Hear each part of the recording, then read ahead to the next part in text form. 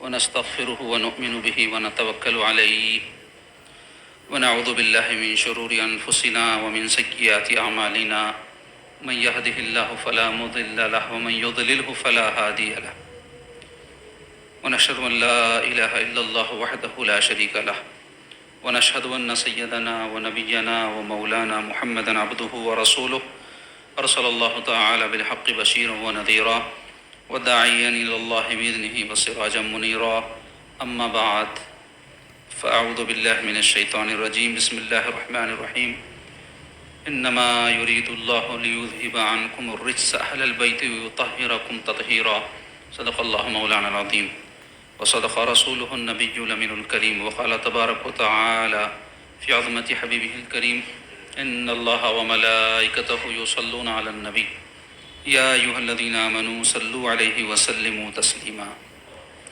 اللهم صل على سيدنا محمد وعلى آله وصحبه وأزواجه وذرياته وأهل بيته وأولياء أمته أجمعين وسلم تسليما كثيرا كثيرا اللهم صل وسلم وبارك على آل محمد وعلى آل محمد. عزیزان گرامی السلام علیکم ورحمۃ اللہ وبرکاتہ. درس حدیث پاک کے حوالے سے آج انشاءاللہ تعالی اہل بیت کے بارے میں دو باتیں آپ کے سامنے بیان ہوں گی.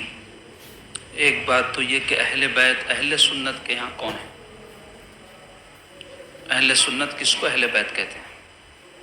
کیونکہ اہل بیت کے بارے میں مسلمانوں میں بہت سارے فرقے ہیں، گروپ ہیں اور ان کی اپنی اپنی رائے ہے، لیکن ہم اہل سنت و جماعت ہیں. ہم کو پتہ ہونا چاہیے کہ بحیثیت اہل سنت ہمارے عقائد کیا ہیں، اہل سنت کہتے کس کو ہیں، اور اہل بیت کے بارے میں اہل سنت کا کیا موقف ہے. دوسرے اہل بیت علیہ السلام کے فضائل کیا ہیں. مختصراً آپ کے سامنے یہ دو باتیں حدیث پاک کے درس کے حوالے سے بیان ہوں گی. اس میں پہلے ہم ایک حدیث پاک جس میں اہل بیت کی فضیلت بیان ہوئی ہے وہ حدیث شریف کا عربی متن پڑھیں گے، اس کا ترجمہ کریں گے، پھر انشاءاللہ تعالیٰ اس کے تشریح میں آپ کے سامنے یہ دو باتیں بیان ہوں گی. تو پہلے آپ حدیث شریف کا متن عربی سن لیں. وعن ابی ذر رضی اللہ تعالی عنہ قال وهذا آخذ بباب الكعبہ سمعت النبی صلی اللہ تعالی علیہ وآلہ وسلم یقول الا ان مثل اہل بیتی فیکم مثل سفینۃ نوح من رکبها نجا ومن تخلف عنها ہلک. رواہ احمد. یعنی حضرت امام احمد بن حنبل رحمۃ اللہ علیہ جو حدیث اور فقہ کے بہت بڑے امام ہیں، انہوں نے اپنے حدیث پاک کی کتاب میں یہ حدیث شریف نقل کی ہے. اس حدیث پاک کا ترجمہ ہے حضرت ابو ذر رضی اللہ تعالیٰ عنہ سے روایت ہے کہ انہوں نے بیت اللہ شریف کے دروازے کو پکڑے ہوئے فرمایا میں نے نبی اکرم صلی اللہ تعالی علیہ وآلہ وسلم کو فرماتے ہوئے سنا کہ سنو، تمہارے درمیان ہمارے اہل بیت کی مثال نوح علیہ السلام کی کشتی کے جیسی ہے. جو شخص کشتی نوح پر سوار ہو گیا نجات پا گیا، اور جو پیچھے رہا وہ ہلاک ہو گیا. تو اس حدیث پاک میں جس کے راوی حضرت ابو ذر رضی اللہ عنہ یہ سرکار پاک صلی اللہ علیہ وسلم کے بڑے زبردست صحابی ہیں، سابقون اولون میں ان کا شمار ہوتا ہے. یعنی وہ صحابہ جو اسلام کے شروع میں مسلمان ہوئے، ان کی بڑی فضیلت ہے. تمام صحابہ میں یہ صحابہ افضل ترین صحابہ ہیں. انہی میں خلفائے راشدین بھی ہے، عشرہ مبشرہ بھی ہیں. تو حضرت ابو ذر رضی اللہ عنہ بھی انہی صحابہ میں ہیں.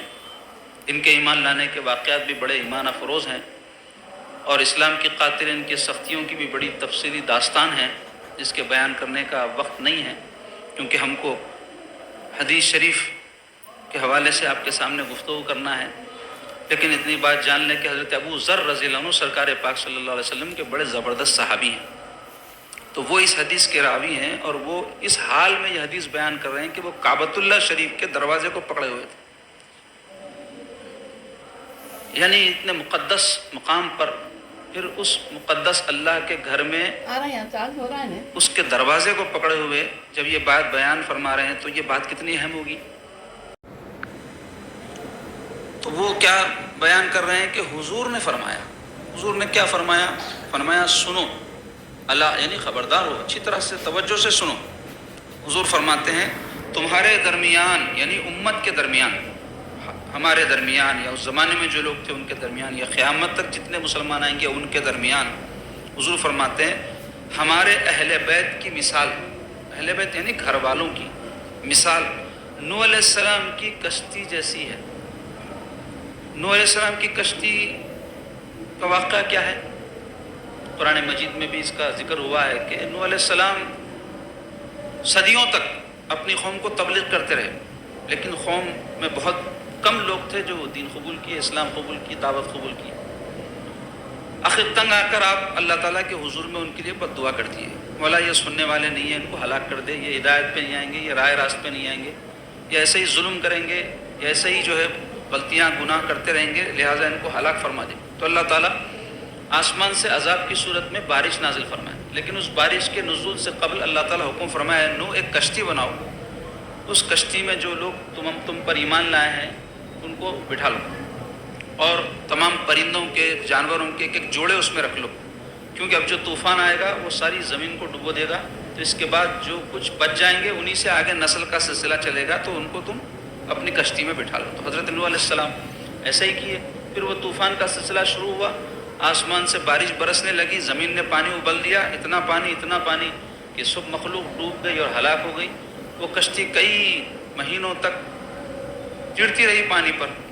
پھر جب وہ طوفان تھما تو وہ کشتی جا کر کے ایک پہاڑ کے کنارے لگی جس کا نام تھا جودی. تو اس پہاڑ کے پاس وہ کشتی رکی تو حضرت نوح علیہ السلام اور وہ سارے جو کشتی میں سوار تھے باہر آئے. تو وہ کشتی میں جو رہ گئے وہ سلامت. تو حضور علیہ السلام اس کشتی سے اہل بیت کی مثال دے رہے ہیں، اہل بیت کو تشبیہ دے رہے ہیں، یا اہل بیت سے اس کشتی کو تشبیہ دے کر فرما رہے ہیں تمہارے درمیان ہمارے اہل بیت کی مثال نوح علیہ السلام کی کشتی جیسی ہے. تو وہ کشتی سے کیا فائدہ ہوا تھا لوگوں کو؟ اس میں جو بیٹھ گئے سلامت رہ گئے. تو حضور فرماتے جو شخص کشتی نوح پر سوار ہو گیا، یعنی جو اہل بیت سے اپنا تعلق مضبوط کر لیا، جو اہل بیت کے ساتھ سچی محبت کیا، جو اہل بیت کی پیروی کیا، تو ویسے ہی جیسے نوح علیہ السلام کی کشتی میں بیٹھنے والے تو وہ نجات پا جائیں گے. جیسے کشتی میں بیٹھے ہوئے لوگ نجات پا گئے تھے، بچ گئے تھے عذاب سے، تو ایسے ہی عذاب الہی سے بچنے کے لیے سرکار پاک صلی اللہ علیہ وسلم کے گھر والوں سے تعلق ایمانی اور حبی اور اطاعت کا ضروری ہے. تو اس حدیث سے پاک سے اور ایک بات معلوم ہو رہی، حضور فرماتے ہیں اور جو پیچھے رہ گیا وہ ہلاک ہو گیا، یعنی جو وہ اس کشتی میں نہیں بیٹھے وہ ہلاک ہو گئے، ڈوب گئے، عذاب میں مبتلا ہو گئے. تو ایسے ہی جو اہل بیت کی مخالفت کرے گا، جو ان سے بغض رکھے گا، دل میں ان کے بارے میں براس رکھے گا، وہ بھی ہلاک ہو جائے گا. یہ بات اس حدیث شریف سے معلوم ہوئی. اور بھی بہت سارے احادیث ہیں، کثرت احادیث ہیں. یہ پوری کتاب میں ایک خاص باب ہے اہل بیت کے فضائل کا، اس میں ساری وہی احادیث ہیں جو اہل بیت کی فضیلت میں. اور اکثر محدثین نے اپنی اپنی حدیث پاک کی کتابوں میں اہل بیت کے فضائل کا ایک مستقل باب مانا ہے، ان کی اہمیت کی وجہ سے، اہل بیت کی ان کی فضیلت کی وجہ سے. حضور علیہ الصلوۃ والسلام اگر بیان نہ بھی فرماتے ان کے فضائل، تب بھی ان کا حضور سے جو تعلق ہے حضور کے گھر والے ہیں، تو اس کی وجہ سے ان کی بڑی فضیلت ہے. پھر حضور نے اس پر تاکید فرما دی اور بہت سارے احادیث ہیں، انشاءاللہ وہ دوران گفتگو اس کا مفہوم آ جائے گا آپ کے سامنے، تو جس سے پتہ چلے گا کہ ان کی کیا فضیلت ہے. تو اب پہلا مسئلہ یہ ہے کہ اہل بیت کون ہے. تو جاننا چاہیے اہل بیت کے بارے میں. اہل سنت والجماعت کے علماء میں کچھ اقوال ہیں. ایک قول یہ ہے کہ جن پر زکوٰۃ حرام ہے وہ اہل بیت ہے. تو زکوٰۃ کن پر حرام ہے؟ زکوٰۃ حرام ہے خاندان بنو ہاشم پر، رسول اللہ صلی اللہ علیہ وسلم کا خاندان. تو خاندان بنو ہاشم میں حضرت عباس رضی اللہ عنہ اور ان کی اولاد، حضرت سیدنا علی المرتضیٰ، ان کے بھائی حضرت جعفر و عقیل رضی اللہ عنہ اور ان کی اولاد، حضرت حارث بن عبد المطلب رضی اللہ عنہ ان کی اولاد. یہ لوگ ہیں جو بنو ہاشم کہلاتے ہیں اور ان کو زکوٰۃ نہیں دی جا سکتی یا وہ زکوٰۃ نہیں لے سکتے، ان پہ حرام ہے. ان کو علماء نے کہا کہ یہ سارے کے سارے پھر آگے چل کر کے ان کی جو نسلیں ہوئی ہے وہ سارے اہل بیت ہیں، یعنی رسول اللہ صلی اللہ علیہ وسلم کا خاندان، اگر ایک جملے میں ہم کہیں گے تو رسول اللہ صلی اللہ علیہ وسلم کا خاندان اہل بیت ہے، حضور کے گھر والے۔ ایک قول یہ ہے کہ حضور پاک صلی اللہ علیہ وسلم کی ازواج مطہرات اور حضور کی اولادیں اہل بیت ہیں، اور ازواج کا اہل بیت ہونا قرآن سے ثابت ہے اور عرب کے عرف سے ثابت ہے کہ عرب میں اہل بیت کہتے ہی بیوی اور بچوں کو ہے، تو حضور علیہ الصلوۃ والسلام کی تمام ازواج بھی اہل سنت کے یہاں اہل بیت میں شامل ہے، اور ان میں حضور علیہ الصلوۃ والسلام کی اولادیں جو بی بی خدیجۃ الکبریٰ رضی اللہ تعالیٰ عنہ سے ہوئی، اور ایک صاحبزادے حضرت ابراہیم علیہ السلام، یہ اہل بیت میں شامل ہیں۔ سیدہ خدیجۃ الکبریٰ رضی اللہ تعالیٰ عنہ سے حضور علیہ الصلوۃ والسلام کو 2 شہزادے ہوئے، بچپن میں فوت ہو گئے، اور 4 صاحبزادیاں ہیں، سیدہ زینب، سیدہ ام کلثوم، سیدہ رقیہ اور سیدہ فاطمہ الزہرا رضی اللہ تعالیٰ عنہن اجمعین۔ لیکن حضور پاک علیہ الصلوۃ والسلام کی نسل پاک کا سلسلہ سوائے سیدہ کائنات سیدۃ النساء العالمین سیدہ فاطمہ الزہرا رضی اللہ تعالیٰ عنہ کے کسی اور شہزادی یا شہزادے سے نہیں چلا۔ حضور پاک صلی اللہ علیہ وسلم کی نسل پاک صرف سیدہ فاطمہ کی اولاد حضرت امام حسن و حسین رضی اللہ عنہما سے چلی ہے۔ حضور صلی اللہ علیہ وسلم کے شہزادے چونکہ بچپن میں فوت ہو گئے، بڑے ہوئے نہیں، شادی ہوئی نہیں، بچے ہوئے نہیں۔ اور حضور پاک صلی اللہ علیہ وسلم کی خصوصیات میں سے ایک بات یہ بھی ہے کہ حضور کا نسب کا سلسلہ آپ کی صاحبزادی سے چلا ہے، جبکہ دوسرے انسانوں کے نسب کا سلسلہ بیٹے سے چلتا۔ بیٹا نسب کو آگے بڑھانے کا ذریعہ بنتا، بیٹی نہیں۔ بیٹی کی جو اولاد ہوتی ہے وہ داماد کی اولاد ہوتی، تو داماد غیر رہتا، داماد غیر رہتا، محرم نہیں رہتا نا، محرم سے تھوڑی شادی ہوتی ہے بچی کی، غیر محرم سے ہوتی۔ تو انسان کا نسب چلتا ہے بیٹے سے، لیکن سرکار کی یہ خصوصیت ہے اور سارے خصوصیات میں سے کہ حضور کے نسب کا سلسلہ چلا سیدۃ النساء العالمین شہزادی سرکار کی بی بی فاطمہ سے۔ تو دوسرا قول یہ ہے کیا کہ ازواج اور اولاد، یہ بھی درست۔ تیسرا قول یہ ہے کہ حضور علیہ الصلوۃ والسلام نے بعض آیات قرآنی کے نزول کے بعد 4 ہستیوں کے بارے میں فرمایا کہ یہ اہل بیت ہیں۔ ایک حضرت سیدنا علی المرتضیٰ رضی اللہ عنہ، دوسری سیدہ فاطمہ الزہرا رضی اللہ تعالیٰ عنہ، تیسرے اور چوتھے حضرت امام حسن و حسین رضی اللہ عنہ۔ ان کے بارے میں حضور علیہ الصلوۃ والسلام نے فرمایا ہے خاص طور پہ کہ یہ میرے اہل بیت ہیں۔ اہل بیت میں یہ داخل تھے ہی، پھر ان کے بارے میں کیوں فرمایا؟ کیا حضرت امام حسن و حسین حضور کے اہل بیت نہیں ہیں، نواسی حضور کے گھر والے ہیں؟ حضرت علی کی پروری حضور نے کی، اور پھر جیسے پہلا قول ہے کہ حضور کا خاندان، تو اس میں حضرت علی تھے ہی، حضور پاک صلی اللہ علیہ وسلم کے چچیرے بھائی ہیں، تو پھر ان کو حضور نے کیوں فرمایا میرے اہل بیت ہے؟ خاص طور پہ اس واسطے فرمایا کہ ان کی جو محبت ان کو حضور سے اور حضور کو ان سے تھی، اور ان کی جو خدمات اور ان کا جو تعلق خاص حضور سے رہا ہے، اس کی وجہ سے حضور نے خاص طور پہ ان کے بارے میں فرمایا کہ یہ میرے اہل بیت ہیں۔ تو ابو علماء نے اس کی تطبیق کی، اس کو بیلنس اس طرح کیا کہ انسان کے 3 گھر ہوتے ہیں۔ سمجھانے کے لیے گھر تو ایک ہی ہوتا ہے، لیکن یہ اہل بیت، اہل کے معنی والے، بیت یعنی گھر، گھر والے۔ تو اس میں کون کون شامل ہے؟ تو علماء کہتے ہیں انسان کے 3 گھر ہوتے ہیں۔ ایک ہوتا ہے بیت نسب، ایک ہوتا ہے بیت سکنا، ایک ہوتا ہے بیت ولادت۔ بیت نسب پہلا، بیت نسب کس کو کہتے ہیں؟ بیت نسب کہتے ہیں انسان کے خاندان، یعنی بیت نسب سے مراد انسان کے جو ددیالی رشتہ دار ہوتے ہیں وہ بیت نسب کہلاتے ہیں۔ بیت سکنا سے مراد اس کے گھر میں جو لوگ رہتے ہیں، یعنی بیوی اور بچے، اس کو کہتے ہیں بیت سکنا، بیت عربی میں کہتے ہیں گھر کو۔ اور تیسرے بیت نسب سے مراد انسان کی اولادیں، یعنی جو سلسلہ آگے نسب کا چلتا ہے، اس کو کہتے ہیں بیت نسب۔ تو اس طرح علماء نے سمجھایا کہ یہ تینوں بھی اہل بیت ہیں، اور اہل سنت ان تینوں کو اہل بیت مانتے ہیں، لیکن خاص طور پہ جو 4 ہستیاں ہیں، حضرت سیدنا علی المرتضیٰ رضی اللہ عنہ، سیدہ فاطمہ الزہرا رضی اللہ تعالیٰ عنہ اور حسنین کرمین رضی اللہ عنہما، ان چاروں کو اہل بیت میں ممتاز حیثیت حاصل ہے، بہت زیادہ فضیلت حاصل ہے، اس لیے کہ قرآن کی کئی آیات میں اس کی تفسیروں کے حوالے سے ان کی فضیلت احادیث میں آئی ہیں۔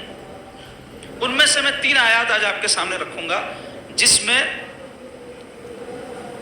تبارک و تعالیٰ کے ان ارشادات کی روشنی میں حضور علیہ الصلوۃ والسلام نے ان 4 ہستیوں کو اہل بیت فرمایا. مگر اس کا یہ مطلب نہیں ہے کہ دیگر جو اہل بیت ہیں وہ خارج ہیں. صرف اتنا مطلب ہے کہ ان تمام اہل بیت میں ان لوگوں کو خصوصی فضیلت حاصل ہے. اور جب بھی اہل بیت کہا جائے تو ذہن انہی کی طرف منتقل ہو جاتا ہے. ویسے تو اہل بیت ایک عربی جو ہے لفظ ہے اور کسی بھی شخص کے گھر والوں کے لیے اہل بیت استعمال ہوتا ہے، لیکن اب یہ لفظ اتنا زیادہ حضور کے گھر والوں کے لیے استعمال ہونے لگا ہے کہ جب اہل بیت کہا جاتا ہے تو اہل بیت رسول اللہ علیحدہ کہنے کی ضرورت نہیں ہوتی. اہل بیت کہتے ہی ذہن منتقل ہو جاتا ہے رسول اللہ صلی اللہ علیہ وسلم کے گھر والوں کی طرف، اور اس میں بھی خصوصی طور پہ یہ 4 شخصیات کی طرف. تو اب آئیے 3 آیات. پہلی آیت ہے آیت مودت کہلاتی ہے. یہ اصطلاح ہے مفسرین کی، کسی آیت کو ذہن نشین کروانے کے لیے وہ ایک ٹرم استعمال کرتے ہیں. تو آیت مودت کہتے ہیں اس آیت کو. کس آیت کو؟ جس میں اللہ تبارک و تعالیٰ فرما رہے ہیں قُلْ لَا أَسْأَلُكُمْ عَلَيْهِ أَجْرًا إِلَّا الْمَوَدَّةَ فِي الْقُرْبَى. اللہ تعالیٰ کا ارشاد ہے قل فرما دیجئے لا اسألکم علیہ اجرا، میں اس بات پر تم سے کوئی بدلہ نہیں چاہتا. کس بات پر؟ تبلیغ اور رسالت کے کام پر، دین تم پر پہنچانے پر تم سے کوئی بدلہ نہیں چاہتا. دعوت دین تم کو دینے پر کوئی تم سے اجر نہیں مانگ رہا ہوں. قل لا اسألکم علیہ اجرا الا المودۃ فی القربى، سوائے اس کے کہ تم اقربا سے محبت کرو. تو اس آیت کو کہتے ہیں آیت مودت. مودت کے معنی ہوتے ہیں محبت اور الفت اور چاہنے کی. تو اس کو آیت مودت کیوں کہا گیا؟ اس واسطے کہ اس آیت پاک میں اللہ تعالیٰ حضور پاک صلی اللہ علیہ وسلم کو یہ حکم فرما رہے ہیں کہ آپ اعلان کریں کہ میں تبلیغ دین پر، دعوت دین پر، جو تم کو میں دعوت دین دے رہا ہوں، تبلیغ کر رہا ہوں، کوئی بدلہ نہیں چاہتا ہوں سوائے اس کے کہ تم میرے اقربا سے محبت کرو. اس آیت پاک کے شان نزول کے بارے میں آیا ہے کہ حضور علیہ الصلوۃ والسلام جو دن رات دین کے لیے دوڑ دھوپ فرماتے تھے، مشقت برداشت کرتے تھے، تکلیف اٹھاتے تھے. صحابہ دیکھے، انصار صحابہ، مہاجرین. تو مہاجرین تو بیچارے مکہ چھوڑ کے آئے تھے، غربت کے عالم میں تھے. تو انصار جو صحابہ تھے جو مدینے کے تھے، وہ خیال کیے کہ کیوں نہ ہم حضور علیہ الصلوۃ والسلام کی کچھ بڑی مالی خدمت کر دیں. تو اس کے لیے کچھ پیسے ویسے جمع کریں اور کوئی ایسا کام کر دیں جو حضور صلی اللہ علیہ وسلم کو ہر طرح سے معاشی طور پہ کوئی مشکل نہ ہو.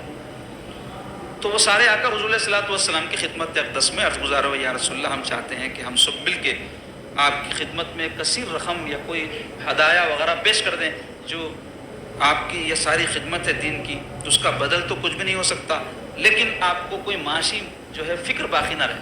تو اس پر یہ آیت کریمہ نازل ہوگی جس میں اللہ تعالیٰ فرمائے محبوب آپ اعلان فرما دیجئے، قل فرمائیے لا اسألکم علیہ اجرا، میں تم سے اس دین کی تبلیغ پر کوئی بدل نہیں چاہتا، کچھ نہیں چاہیے مجھے. الا المودۃ فی القربى، صرف یہ کرو کہ میرے گھر والوں سے محبت کرو. اب یہ آیت جب نازل ہوئی تو صحابہ کرام پوچھ پڑے یا رسول اللہ وہ کون لوگ ہیں جن کی مودت کو اختیار کرنے کا اللہ ہم کو حکم دے رہا ہے، محبت کرنے کا کس کے بارے میں اللہ حکم دے رہا ہے؟ تو حضور علیہ الصلوۃ والسلام فرمائے علی، فاطمہ اور ان کے دونوں بیٹے. تفسیروں میں آیا. تو اس کو کہتے ہیں آیت مودت. دوسری آیت ہے آیت مباہلہ. مباہلہ کہتے ہیں، یہ بھی اصطلاح ہے تفسیروں کی، مفسرین کی بنائی ہوئی اصطلاح ہے. مباہلہ اصل میں کہتے ہیں بد دعا کرنے کو. تو اس آیت پاک میں چونکہ بد دعا کا ذکر آیا ہے اس لیے اس کو آیت مباہلہ کہا گیا. آیت پاک کا ہے قل تعالوا ندعو ابناءنا وابناءکم ونساءنا ونساءکم وانفسنا وانفسکم ثم نبتہل فلعنۃ اللہ علی الکاذبین. اس آیت پاک کا ترجمہ ہے قل فرمائیے، اعلان کر دیجئے، حضور صلی اللہ علیہ وسلم کو حکم ہو رہا ہے تعالوا آ جاؤ، ندعو ابناءنا، ہم بلائیں اپنے بچوں کو، وہ ابناءکم اور تمہارے بچوں بیٹوں، وہ نساءنا اور ہماری عورتوں کو، وہ نساءکم اور تمہاری عورتوں، وہ انفسنا اور خود بھی آئیں، وہ انفسکم اور تم بھی آؤ، ثم نبتہل پھر ہم بدوا کریں ایک دوسرے کو،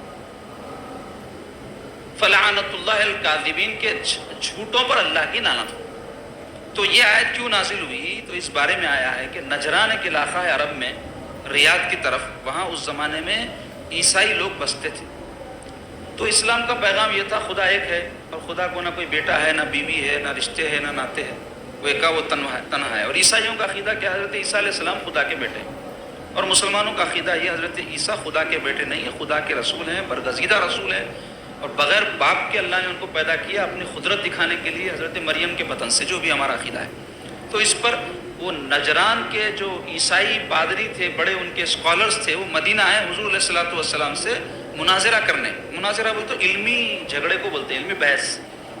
تو وہ مناظرے میں شکست کھا گئے، لیکن پھر بھی ماننے کے لیے تیار نہیں ہوئے اور اپنے موقف پر اڑے رہے۔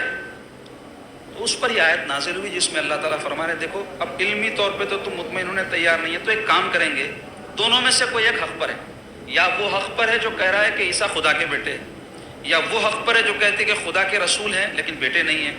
ہمارا یہ موقف ہے، تمہارا وہ موقف ہے، تو کیا کریں؟ تم بھی خدا کو مانتے ہو، ہم بھی خدا کو مانتے ہیں، چلو خدا کے حضور میں بد دعا کرتے ہیں، تم سچے ہو تو ہم ہلاک ہو جائیں، ہم سچے ہو تو تم ہلاک ہو جاؤ۔ تو اس کے لیے اللہ تعالیٰ حکم فرما رہے ہیں کہ یہ بد دعا صرف ایسا ہی نہ ہو کہ ایک فریق دوسرے فریق کے سامنے کھڑے ہو، بلکہ طریقہ کار یہ ہو ندعو ابناءنا و ابناء، تم اپنے بچوں کو لا لو، ہم اپنے بچوں کو لا لیں گے، تم اپنی عورتوں کو لا لو، ہم اپنی عورتوں کو لا لیں گے، تم بھی آ جاؤ ہم بھی آ جائیں، اب بدوا کریں، جب ہلاک ہونا ہے تو تم ہو گئے یا ہم ہو گئے، اپنے بچوں بیویوں کے ساتھ ہم ہوں گے یا تم اپنے بچے بیویوں کے ساتھ ہو جاؤ۔ یہ حکم نازل ہوا تو حضور علیہ الصلوۃ والسلام کیا کہ یہ تفسیروں میں آیا ہے کہ اپنے گود میں حضرت امام حسین کو اٹھا لیے، حضرت امام حسن کی انگلی پکڑ لیے، بی بی فاطمہ اور حضرت علی پیچھے تھے، ان سب کو لے کر کے میدان میں تشریف لائے۔ عیسائیوں کی طرف سے ان کے پادری جب آئے تو انہوں نے دیکھا کہ حضور علیہ الصلوۃ والسلام ان لوگوں کے ساتھ آ رہے ہیں، تو ان میں کا جو بڑا پادری تھا، جو بڑا اسکالر تھا، وہ چیخ کر کہنے لگا یہ جو چہرے ہیں یہ جھوٹوں کے نہیں ہیں، اگر تم لوگ ان سے بد دعا کرواؤ گے یا تم ان کے بارے میں بد دعا کرو گے تو یقین جانو تم لوگ ہلاک ہو جاؤ گے، تو ان کو ان کے حال پہ چھوڑ دو اور ان سے جھگڑا بھی مت کرو اور جزیہ ٹیکس دینے کے لیے راضی ہو جاؤ۔ اور ان لوگوں نے صلح کر لی اور مباہلے کی نوبت نہیں آئی۔ لیکن اس آیت پاک کی تفسیر میں بہت سارے مفسرین نے یہ واقعہ نقل کیا ہے کہ جس میں حضور علیہ الصلوۃ والسلام ان چاروں ہستیوں کو لے کر کے آئے، جس سے معلوم ہوا کہ یہ حضور پاک صلی اللہ علیہ وسلم کے گھر والوں میں خصوصی حیثیت رکھتے ہیں، جبکہ اس وقت حضور پاک صلی اللہ علیہ وسلم کی ازواج مطہرات بھی بقیت حیات تھیں۔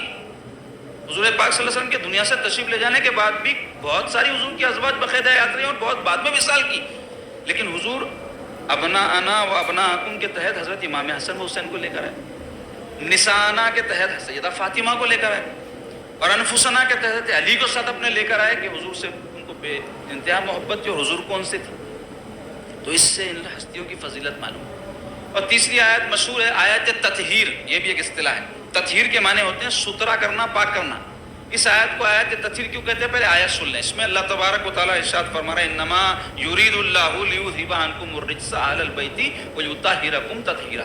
اس آیت پاک کا ترجمہ ہے انما یقینا یرید اللہ، اللہ تعالیٰ نے ارادہ فرما لیا لیذھب عنکم الرجس، کہ دور کر دے تم سے رجس یعنی پلیدی، گندگی کو، اہل البیت اے نبی کے گھر والوں، وَيُطَهِّرَكُمْ اور تم کو سترا کر دے، تطہیرہ بہت زیادہ پاک اور سترا۔ تو اس آیت پاک میں اللہ تبارک و تعالیٰ حضور پاک صلی اللہ علیہ وسلم کے گھر والوں کو سترا اور پاکیزہ بنانے کا ذکر فرما رہے ہیں اللہ تعالیٰ کی طرف سے، اس واسطے اس کو کہتے ہیں آیت تطہیر، پاک کرنے والی آیت، یعنی جن کو پاک کیا گیا ان کا تذکرہ اس آیت میں ہو رہا ہے۔ تو جب یہ آیت پاک نازل ہوئی تو اس کے بعد حضور علیہ الصلوۃ والسلام کا معمول پاک تھا، حدیث میں آیا ہے بی بی فاطمہ کے گھر کے پاس سے جب گزرتے تو آپ فرماتے الصلاۃ یا اہل البیت، اہل بیت نماز، نماز یعنی نماز کی تاکید فرماتے، اور اس کے بعد یہ آیت پاک کی تلاوت فرماتے انما یرید اللہ والی۔ اس کے علاوہ بہت سارے احادیث معتبرہ میں آیا ہے کہ اس آیت پاک کے نزول کے بعد ایک مرتبہ سرکار پاک صلی اللہ علیہ وسلم تشریف فرما تھے، اور اس موقع پر حضرت علی و بی بی فاطمہ اور حسنین کریمین حضور کی خدمت میں حاضر ہوئے۔ تو حضور علیہ الصلوۃ والسلام کیا کی، حضرت امام حسن حسین کو اس وقت حضور ایک کالی کملی اڑے ہوئے تھے، کالی چادر اون کی حضور کے دوش مبارک پر تھی، اس میں ان دونوں ہستیوں کو لے لیے۔ پھر ان کے والدین جب آئے حضرت علی و فاطمہ، ان کو بھی اس کے اندر لے لیے اور یہ آیت پاک تلاوت فرمائے انما یرید اللہ لیذھب عنکم الرجس، اللہ نے ارادہ فرمایا ہے کہ تم سے پلیدی کو دور کر دے. اہل البیت، اے اہل بیت، وَيُطَهِّرَكُمْ تَطْهِيرًا، اور تم کو ستھرا اور پاکیزہ بنا دے. پھر ارشاد فرمایا اللہم ہؤلاء اہل بیتی، اے اللہ یہ ہے میرے اہل بیت. تو یہ سارے آیات سے کیا معلوم ہوا؟ اہل بیت میں یہ 4 ہستیوں کو خصوصیت حاصل ہے. اس کے علاوہ انفرادی طور پہ بھی احادیث میں ان کے بڑے فضائل آئے ہیں. اگر ہر ایک کی فضیلت پہ بیان کروں تو وہ خود ایک مستقل موضوع ہے. حضرت علی رضی اللہ عنہ میں یہ 4 ہستیوں میں، ان میں حضرت علی کے بارے میں حضور پاک صلی اللہ علیہ وسلم کیا فرمائے کہ لحم کا لحمی دمو کا دمی، اے علی تیرا گوشت میرا گوشت، تیرا خون میرا خون. یہ انتہائی محبت اور چاہت کی وجہ سے حضور علیہ الصلوۃ والسلام علی کے بارے میں ارشاد فرمائے. اس کے علاوہ حضور کیا فرمائے؟ علی تمہاری مثال میرے ساتھ ایسے ہی ہے جیسے ہارون کی مثال موسیٰ کے ساتھ. یعنی جیسے موسیٰ علیہ السلام کے بھائی حضرت ہارون علیہ السلام تھے، اور جو قربت اور جو چاہت اور جو محبت حضرت ہارون سے حضرت موسیٰ کو تھی، ویسے ہی قربت تعلق تمہارے اور میرے بیچ میں ہے. اس کے علاوہ بھی اور بہت سارے ارشادات. سیدہ فاطمہ الزہرا رضی اللہ تعالیٰ عنہ کے بارے میں حضور کیا فرمائے؟ الفاطمۃ بضعۃ منی، فاطمہ میرے جگر کا ٹکڑا ہے. انتہائی محبت کی وجہ سے سرکار یہ بات فرمائے. اس کے علاوہ فرمائے کہ فاطمہ سیدۃ النساء العالمین ہے، تمام عالموں کے عورتوں کی سردار ہے. حضرت امام حسن کے بارے میں حضور پاک صلی اللہ علیہ وسلم کیا فرمائے کہ یہ میرا بیٹا سردار ہے، کہ اللہ تعالیٰ مسلمانوں کے 2 گروہوں میں اس کے ذریعے سے صلح کروائے گا. تو حضرت امیر معاویہ اور سیدنا علی میں جو اختلاف چلا، اس کے بعد حضرت امام حسن خلیفہ بنائے گئے مسلمانوں کی طرف سے. تو آپ دیکھیں کہ مسلمانوں میں خون خرابہ ہو رہا ہے، روز کے لڑائی جھگڑے ہیں، تو آپ اپنی خلافت سے مسلمانوں کے خون بہا سے بچنے کے لیے وتھڈرا ہو گئے، صلح کر لیے. سرکار جو بات فرمائے تھے اس کا مصداق بن کے. اس کے علاوہ بھی اور فضائل آپ کے حضور نے بیان فرمائے. امام حسین کے بارے میں حضور کیا فرمائے؟ حسین منی و انا من الحسین، حسین مجھ سے میں حسین سے ہوں. اور یہ دونوں شہزادوں کے بارے میں سرکار فرمائے سیدہ شہاب اہل الجنہ، کہ یہ دونوں جنتی نوجوانوں کے سردار ہیں. اور بھی بہت سارے اس بارے میں فضائل ہیں. تو یہ بکثرت جو فضائل ہیں، اس کی وجہ سے اہل سنت والجماعت کا موقف یہ ہے کہ یہ اہل بیت میں امتیازی خصوصیات اور شان کی حامل ہستیاں ہیں. ان کی اپنی علیحدہ فضیلت ہے. اور اہل بیت کہتے ہی چونکہ حضور نے تاکیداً ان کے بارے میں فرمایا اہل بیت، ذہن ان کی طرف منتقل ہوتا ہے. تو آج 2 باتیں ایک حدیث پاک کے حوالے سے میں آپ کے سامنے بیان کیا. ایک تو اہل بیت کہتے کسے ہیں، دوسرے اہل بیت کے فضائل کیا ہیں. قرآن پاک کی بہت سی آیاتوں میں سے 3 آیات میں آپ کے سامنے رکھا. اب انشاءاللہ آئندہ درس حدیث میں ہم آپ کے سامنے اسی حوالے سے ایک حدیث پاک بیان کریں گے، اور اس میں اہل بیت کے امت پر حقوق کیا بیان کریں. اب یہ فضیلتیں وغیرہ کیوں بیان کی جاتی، اس سے پہلے بھی میں بولا فضیلت برائے فضیلت یا فضیلت برائے نعرہ تکبیر یا سبحان اللہ نہیں ہوتی. یہ تو دلی جذبات کا اظہار ہے. زبان سے کسی کے تذکرے کو یا کوئی اچھی بات سن کر سبحان اللہ ماشاء اللہ کہہ دینا، یہ بھی ٹھیک ہے، لیکن صرف بات یہیں پہ ختم نہ ہو جائے، زبان سے نکلی اور ہوا میں اڑ گئی. بلکہ فضیلت کسی کی اس واسطے بیان ہوتی ہے تاکہ ان کے ساتھ ان کو جس طرح کا معاملہ روا رکھنا ہے وہ روا رکھا جائے. اللہ رسول کی فضیلت بیان ہوتی، مطلب کیا ہے؟ سبحان اللہ ماشاء اللہ نعرہ تکبیر اللہ اکبر نہیں. اللہ تعالیٰ کی عظمت جب ہمارے سامنے بیان ہوتی ہے تو ہمارا کام یہ ہے کہ ہم اس کی فرما برداری اطاعت کریں، اس کے حکم کو مانیں. اس کے جو نعمتیں کھا رہے ہیں تو جس کی کھا رہے ہیں اس کی گائیں، اسی کے راستے پر، اس کے حکم کے راستے پر چلیں. ایسے ہی حضور کی فضیلتیں کیوں بیان ہوتی ہے؟ حضور کی پیروی کریں، اور جو کچھ بھی اس کے تحت جو باتیں آتی ہیں وہ تفصیل طلب ہے، تو وہ کام ہم کو کرنے چاہیے.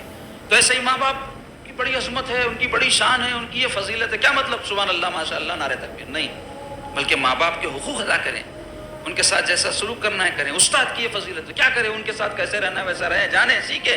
جب اتنی عظمت ہے استاد کی، مرشد کی، پڑوسی کے فضائل بیان ہوتے ہیں، اور دیگر ایسے ہی جو بھی فضائل بیان ہوتے ہیں، مقصود یہ ہوتا ہے نماز کی فضیلت کیوں؟ تاکہ نماز پڑھیں، سبحان اللہ ماشاء اللہ کہہ کے نکل جائیں. یہی ہے کیا خالی فضیلت؟ نہیں، نماز پڑھیں اس لیے فضیلت اس کی. روزے کی فضیلت کیوں؟ تاکہ روزہ رکھیں. تو ایسے ہی ہر چیز کی فضیلت کے تحت جو ہے کچھ ذمہ داریاں ہوتی ہیں ہماری. تو ایسے اہل بیت کے فضائل تو بیان ہو گئے قرآن سے، حدیث سے، سب معلوم مسلمانوں کو سبحان اللہ ماشاء اللہ بھی ہے. اس کے بعد کیا ہے؟ ان کے حقوق ہے جس کو ہم کو ادا کرنا ہے، جس کی تفسیر انشاءاللہ ہم آئندہ درس حدیث میں آپ کے سامنے بیان کریں گے. اللہ تعالی ہم سب کو اہل بیت سے سچی محبت نصیب فرمائے.